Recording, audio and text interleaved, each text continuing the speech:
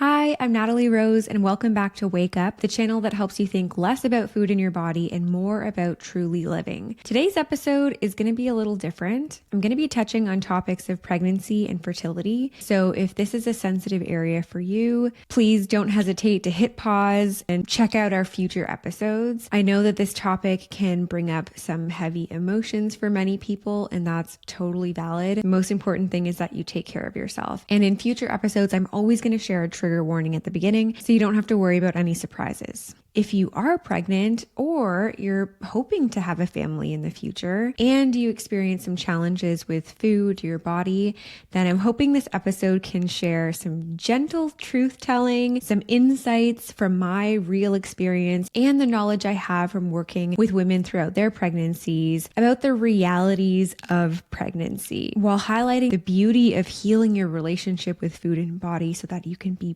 present and enjoy your pregnancy. And honestly, it's something that I wish that I had heard more about, because I feel like I walked into pregnancy completely blind with no idea about how it was actually going to be. And I think this is fair because many people wait until after the first trimester to share their pregnancy. So by that time, they've survived the first trimester. They're probably into their second trimester and feeling positive and trying to forget about the realities of the first trimester. So maybe this is why it isn't spoke of a great deal, or maybe it is and I just haven't been exposed to it. And I'm sure that I'm going to have a lot more to say about this topic when I hit the third trimester, when things get bigger and uncomfortable. But for now, I just want to talk about all those aha moments that I had during the first trimester when I was like, I'm so glad I worked on my relationship with food in my body, or this would have been so much harder if I was still struggling with disordered eating. Okay, let's get into the reality of the first trimester. The first couple weeks were okay. I had just found out that I was pregnant. I was excited. Both my husband and I were excited. We were enjoying the moment, thinking about the future, starting to think about names. And then around week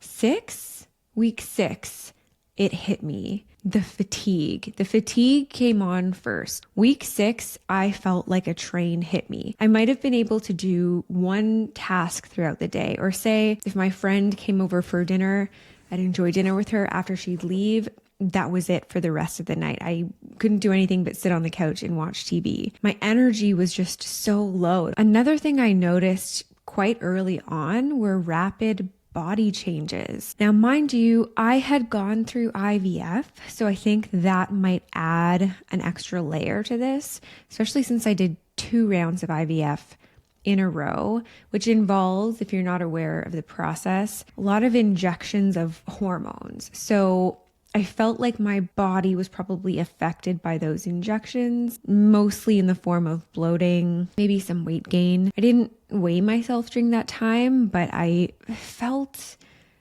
more swollen, or I felt like things just kind of looked different, right? The reason I did IVF was it was actually something that was encouraged by my cardiologist. If you're not aware, I have a hereditary condition, meaning I was born with it, called hypertrophic cardiomyopathy. And what this is, it means that the muscle of my heart is too thick, so blood doesn't pump through it as easily as it would in a normal heart. And this means that I can't have my heart rate get to a level that's too high, so I can't do high intensity cardio.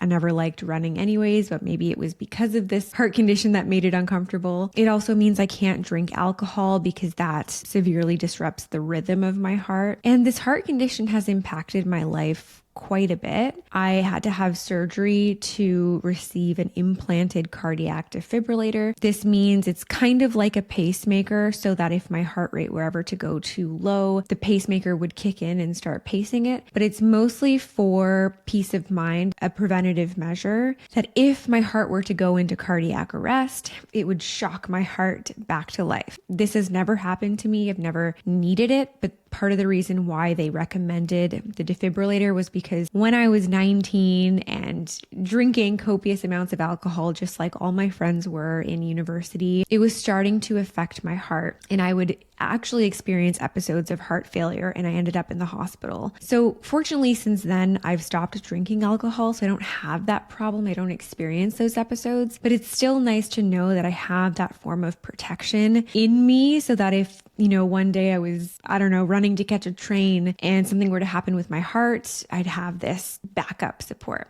And, I'm basically invincible that way, right? So anyways, my cardiologist was like, yeah, if you want to prevent this from happening to your future children, then you might want to do IVF, which offers something called pre-implantation genetic testing. So what happened was when you do IVF, you receive all these hormones to stimulate the production of eggs. They extract the eggs, they inject the eggs with the sperm, they fertilize. The ones that make it to the embryo stage, to a full blastocyst, I love that word, they test those to see if they have the gene that is responsible for my heart condition. The gene is called MHY7. I might be mixing up the digits of the letters and the numbers, something like that. So they can actually test whether the embryo has that gene and is likely to have the genetic heart condition. They choose the embryos that don't have it. And then that way, my baby won't be at risk of developing my heart condition. And I'm super grateful that we chose this because what I went through growing up, just experiencing the ups and downs of having the heart condition, navigating my limitations, deciding on surgery, undergoing surgery, then undergoing surgery a second time because the battery only lasts 8 to 10 years. So I've already had the battery replaced once and it's got about 4.5 more years of battery life on it. So in a few more years, I'll have to undergo another surgery to get the defibrillator replaced. My baby won't have to deal with that now. So I'm super grateful that IVF exists. It was not cheap. It was not a fun process. It was an emotional roller coaster, but it was worth it. Anywho, so the IVF likely led to additional body changes, including bloating. Having worked on my body image beforehand, I think made it a lot easier to cope with because number one, you have to have fat on your stomach to be able to do those injections. Every single day, multiple injections in your abdominal area. You need to pinch a good chunk of fat to be able to get the needle in and for it to be successful. So that was helpful. I remember thinking I'm glad that I have some fat there that I can grab onto while I'm injecting this needle. I think it would have been a lot harder if I didn't have that. So moving on to week 7 and 8, that's when the nausea hit. Oh my gosh. I wasn't expecting, I knew most pregnant women complain of nausea, but I didn't know how it would affect me. And I know from working with women, from research, from my studies, that there's a tight connection between disordered eating and body image issues and hypersensitivity. So what I mean by that is that we individuals who have had a history with food and body image issues tend to be more sensitive to sensations, feelings, and emotions. This means we feel things more deeply and intensely. So when I feel even just the slightest bit off, the slightest bit nauseous or bloated, it affects me more greatly than I believe the average person. And it's just because I was born that way. I was born more sensitive. Now, how this typically interacts with food and body image issues is that typically, because we're more sensitive to these feelings and sensations in our body, we're more likely to want to fix or get rid of those feelings because they affect us more. And I believe this is why we tend to fixate on our bodies more, just because we notice things. We can't let them go as easily as maybe the average person. So knowing that and having worked through that and learned ways to regulate my emotions, to refocus on what's important to me despite feeling discomfort, being able to sit with discomfort has helped me. I'm not saying that I'm cured from that. Like even, like I said, even just the littlest bit of nausea made me just, not feel fully present and aware. However, I know that experience could have been a lot worse had I not worked on building my coping skills and learning how to regulate my emotions. I'm fortunate I didn't experience any vomiting. I can't even imagine what that would be like. Some people experience that on a daily basis. Some people experience that throughout their entire pregnancy. I'm so glad that it was only nausea, but I just want to also say that it was so unpleasant. And the only cure, so to speak, was to eat a lot of protein and fats and to eat every 2 hours. And so this is where I'm super grateful for having done a lot of work on healing my relationship with food, because there's no room to second guess what you're eating. There's no room to question, is it the right time to eat? Haven't I already eaten enough today? But I just ate 2 hours ago. Am I really eating again? No, I had none of that. I was able to fully lean into doing whatever was going to help myself feel better. And often that was, like I said, eating every 2 hours, because any hint of hunger increases the nausea. So if I started feeling hungry, I'd get more nauseous, I'd have to eat. But the thing is you want to prevent that from happening. So I'd often have to eat when I wasn't even hungry yet. In fact, they suggest that as soon as you wake up in the morning, you eat something that has protein and fats in it so that you can ward off the nausea, prevent it from coming on strong. And I did notice that anytime I had breakfast that wasn't really protein dense, I would still feel a little bit nauseous after, or it would take a long time for the nausea to go away. I would experience periods in the evenings when I'd be less nauseous, and also I would have more energy. I'd have like a bit of a second wind, whereas outside of those time periods throughout the day, and then after that, like at night before going to bed, those were the worst times for nausea and fatigue. I was pretty lucky that I didn't experience very many food aversions. However, if you have been following my Instagram account from the good old days, 2018, 2019, when I started off as an oatmeal blog, you will find it hilarious that really my only major food aversion was oatmeal. To this day, the only food that I really won't eat is oatmeal. Isn't that wild? I used to be obsessed with oatmeal. I used to love it. I used to eat it every single day. And it's really the only food that I won't touch right now. Something about it, I just feel like I don't like it. I don't want the texture. And I've tried to eat it again. A couple weeks ago, I tried to make steel cut oats thinking, okay, maybe a little bit more texture. No, I can't do it. I'm over oatmeal. Who thought that this day would come? The only other slight food aversion I had was chicken. If it was rubbery or had a very strong or distinct flavor, I wouldn't be able to eat a lot of it. I would try to eat it because, like I said, protein helped with the nausea. So I lived off wraps and sandwiches. I pretty much ate a wrap or a sandwich 3 or 4 or 5 times a day, or 6. Sometimes I would have like a half a wrap right before bed, because that was another time when I would suddenly get nauseous and have to get up, eat something, brush my teeth again, and go back to bed. But I would have to wrap the chicken in copious amounts of cheese and bread. I wouldn't be able to like just taste the chicken on its own. So you really don't get too much variety when you're feeling nauseous, right? You have to only eat foods that are going to make you feel better, which are usually plain carbohydrates, crackers, bread, pasta, things that don't have a lot of flavor, that are plain and just kind of easy to digest, because that's another thing. Your body's going through so many hormonal changes during the first trimester that it impacts your digestion. So sometimes I would experience extreme bloating and indigestion, and it reminded me of back in the day when I was struggling with disordered eating. You know, that kind of bloating and indigestion that you get after chronic periods of dieting or restriction, except at the time you don't realize it's from the restriction. You think it's like just because of food, and that food is the enemy. Experiencing that during my pregnancy took me back to that time. And I was just like, wow, I forgot how uncomfortable that felt, because one of the benefits of healing your relationship with food and food freedom and incorporating diversity and flexibility into your diet is that your GI issues get better. They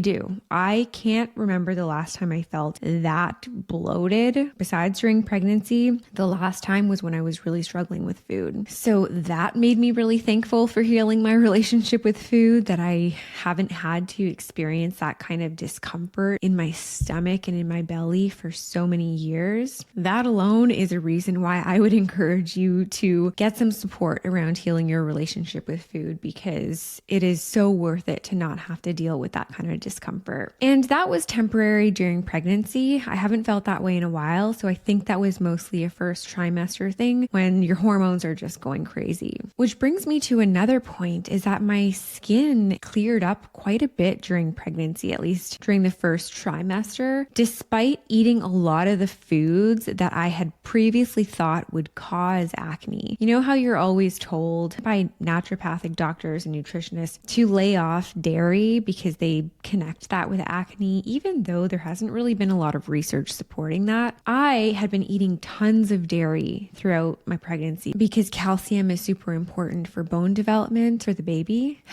Sorry, I'm a little bit out of breath because I think that's also a side effect of pregnancy. So if you hear me like huffing and puffing, I'll try to edit it out as much as I can. So yeah, I'd been eating tons of dairy throughout my pregnancy, and despite that, my skin was clearing up. So this makes me think that acne is not just about the food you're eating. The food isn't the culprit. It's the interaction. It's the way that your hormones are functioning that determine whether or not you're going to be more sensitive to certain foods. That's my theory. I'm not an expert on hormones or skin health or anything like that, but pregnancy made me realize that it didn't matter what I was eating. I think that the way my hormones were functioning were really what were determining the improvement in my skin. Anyways, that was a bonus. Another thing is sleep and fatigue. I mean, even if you sleep well at night, you still struggle with a lot of fatigue during pregnancy, and it affects your ability to function. I feel like the first trimester is mostly about survival. You are literally just trying to get through the day and finish the tasks that are more important. I was so tired, and sometimes I would feel frustrated with myself for not being able to function the way that I wanted to. And I know this can be tough for many people who struggle with food in their body, because there's a high correlation between perfectionism and over control and overworking and food and body image issues. Like,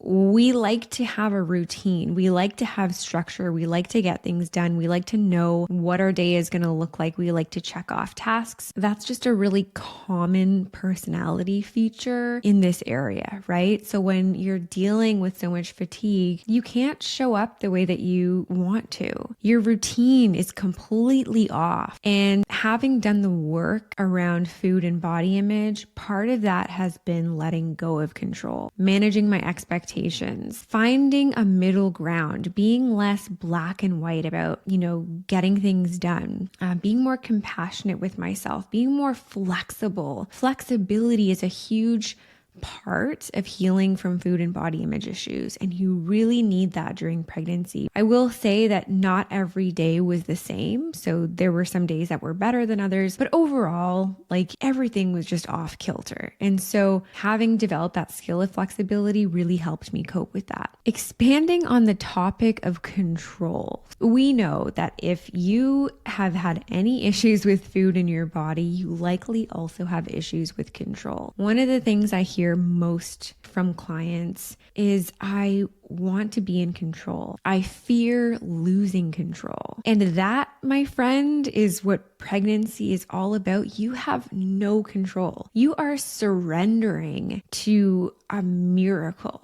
Pregnancy is a miracle. You have no control over what is happening inside your body. Often, I don't even feel like I'm pregnant. The only way I felt I was pregnant in the first trimester was because I was sick all the time. I kind of made that association between, I'm feeling sick, right, I'm pregnant. But now that I'm feeling better and I'm not really showing a whole lot, there's no way of me seeing or noticing or identifying that there's a baby growing inside of me. And I'm just trusting the process of life, that it's growing 10 fingers and 10 toes and a little nose and ears and eyes. Like, how is that even happening? It is so wild. And when you think about it, like I said, like we have absolutely no control over that. So if you are someone who struggles with uncertainty, which, like I said, is one of the most common themes among clients I've worked with disordered eating and body image issues, you're going to want to work on that before getting pregnant, because there's just so much uncertainty, especially going through an IVF journey. Oh my God, like the waiting for the results, waiting for the next ultrasound. The waiting game can be painful if you haven't learned how to cope with uncertainty, how to focus on the present, let go of worry, trust, surrender to what is outside of your control, and essentially practice radical acceptance that whatever happens is going to happen. You really have no control over it. So for me, having done a lot of work around control and surrendering and acceptance has helped me navigate this emotional journey. Furthermore, you have no control over your weight.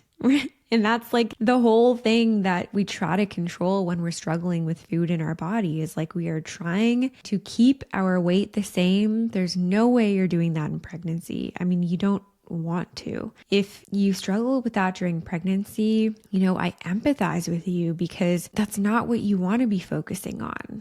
Being able to listen to your body and not the strict rules and regimen that you typically have when you're struggling with food in your body is so important. Not only that, you are growing a human baby inside your stomach. Like, you are tired. Your body is using up so much energy that you just simply might not have that energy for a workout. I know that I would have to either choose a walk at the gym or some extra tasks for work, but I couldn't do both. So if I had a lot of stuff to do for work one day, I would skip the gym altogether. I mean, don't get me wrong. Like, I probably went to the gym maybe a handful of times during the first trimester. I have been trying to ease into it in the second trimester because I think it helps my mood, but like the gym was almost non-existent in the first trimester. So if that's something that scares you, thinking about giving up exercise, then you're going to want to address this before you get pregnant so that it can be easier to ease into these changes when it does happen. What I'm also grateful for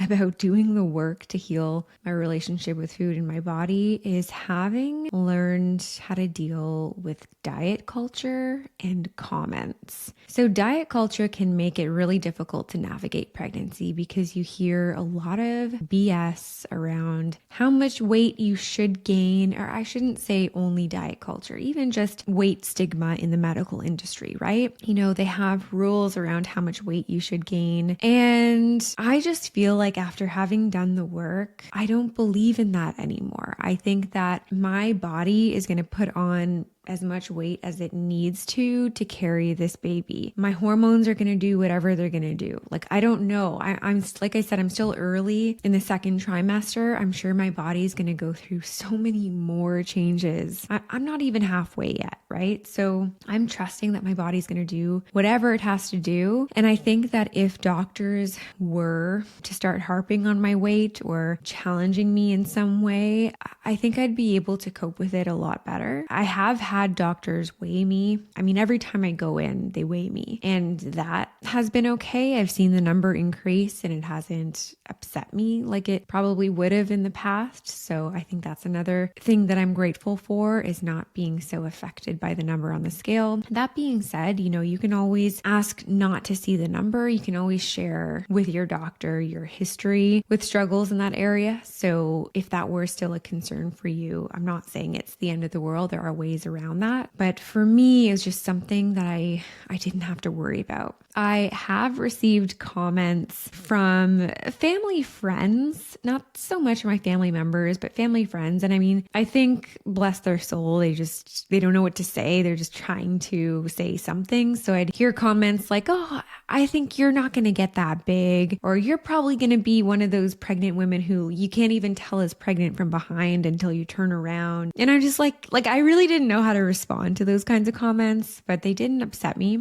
I will tell you one comment that did upset me, and it was not because it was said once, but because it was said by a man multiple times. And this was when I was around 14 weeks, I think. 14 or 15 weeks. And he said that I should be feeling the fluttering of the baby. So they say that in the early stages of pregnancy, you can start feeling fluttering. And then later in pregnancy, you feel the actual kicks. And I wasn't feeling any fluttering. And he was like, you should be feeling the fluttering by now. And like I said, if he had said it once, it might have just kind of rolled off my shoulder, but he said it like 3 times. And I don't know, just coming from a man who has never had the experience himself, I just kind of felt like, you're not qualified to tell me this. But anyways, I think after doing a lot of work on coping with triggers, that has helped me face situations like that, where I could either choose to speak up and say, hey, that's not cool. Like, stop telling me what I should and shouldn't feel in my body. Or in this case, I just kind of let it roll off my shoulders. Probably gave him a weird look because I have a hard time concealing what I'm thinking on my face. But yeah, that was the only thing. But I know, having worked with clients during their pregnancies, that receiving comments about the size of the bump, things like that, can be really distressing. And I mean, I think that's normal, whether you've done a lot of work on healing your relationship with food and your body or not. I think any kind of judgments about your body are always going to sting because they're inappropriate. So, that's a reality, but it does help to learn how to cope with moments like that if that's something that you haven't learned yet, and to talk through, because there are ways to get through those experiences unscathed. And I think overall, I felt really grateful about seeing food in a new light. I have done a lot of work on my relationship with food in my body, and I think I was in a great place before getting pregnant. I would always think to myself, I love my relationship with food now. I love what I feel, where I'm at, how I'm able to experience food now that I don't have, oh my gosh, all the food noise, all the guilt, all the shame, all the worry, the fear of weight gain, none of that. It's just, I was at such a peaceful place. And then when I got pregnant, it was it enhanced that, because even things, like I said, that I might still have been a little bit limiting, with the dairy thing, because I've always had cystic, hormonal acne, I would limit my dairy a bit. I would enjoy, if someone was serving me a platter of cheese and meats, I wouldn't hold back. I love charcuterie. Sorry if I'm pronouncing that wrong. But I would say I might have kept it at a level where I wasn't eating it every day, because in the back of my mind, I was is dairy contributing to my acne? But then after getting pregnant, all of that went out the window. The most important thing that I felt was that my baby was getting the calcium it needed. So pregnancy has opened up even more doors for me. And just being able to eat whatever I crave, whatever my body feels like it's needing, without guilt, without hesitation, without second guessing or questioning. And I don't think I would have been able to do that without doing the work. I think it's given me more freedom to experience pregnancy with freedom and optimism and hope, instead of overanalyzing. Instead of worrying about food and exercise in my body, I'm planning the baby's room and thinking of names and just enjoying this time with my husband as we're both embarking on this new chapter of our lives and also our relationship together. And I think more importantly, postpartum, I'm going to be able to cope with those body changes and just be able to be present with my baby, leaning into bonding with my baby. I mean, I'm sure there's going to be a lot of challenges that we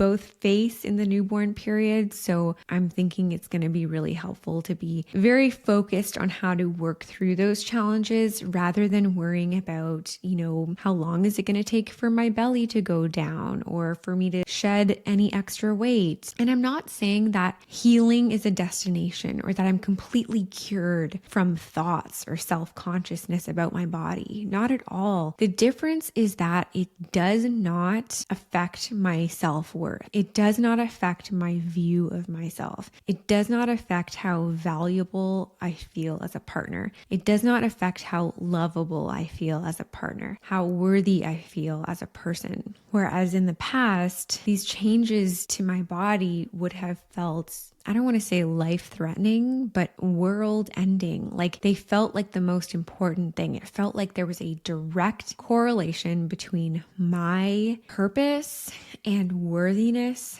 as a human being. More specifically for me, how lovable I was. I don't think I would have been able to cope with these changes had I not experienced the work of healing. And I want to say that healing isn't about constantly doing hard work or challenging yourself. It's just about persevering without leaning into behaviors that could be harmful or just don't have your best interests in mind.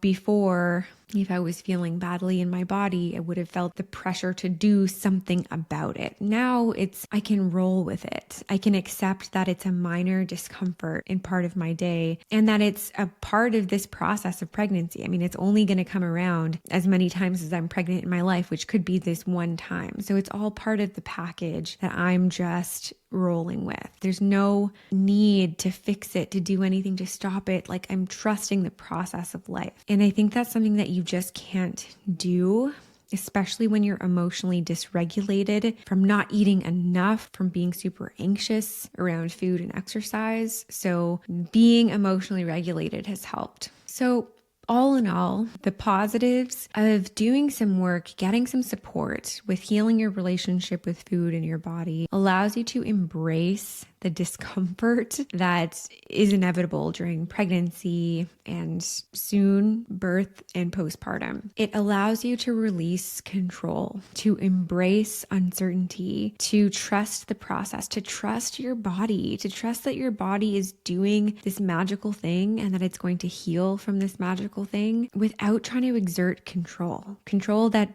we don't have. And one thing that I didn't mention that I should mention now is gratitude for my body. I think that pregnancy has allowed me to see my body in a way that I probably wouldn't have been able to see before, even with doing the work on healing my relationship with my body. I think pregnancy is just an extension of learning to trust and respect your body, seeing it as something that's not purely for aesthetics. My body is allowing me to bring life into this world, to develop a family. It's not meant to be for aesthetic purposes. It is not meant to be an object to judge or to criticize or to mold into something perfect. It's just my body. It's just a vehicle that carries me through life and that is now giving me this beautiful gift. And so if you're thinking about pregnancy in the future, or if you're going through it right now, I feel for you. It is not easy. It is a journey of ups and downs. And I hope that you can carry that with you, a respect and a gratitude for your body that despite the uncertainty, despite the lack of control that you have over it right now, that your body has your best interests in mind. It is doing the best that it can to produce this miracle.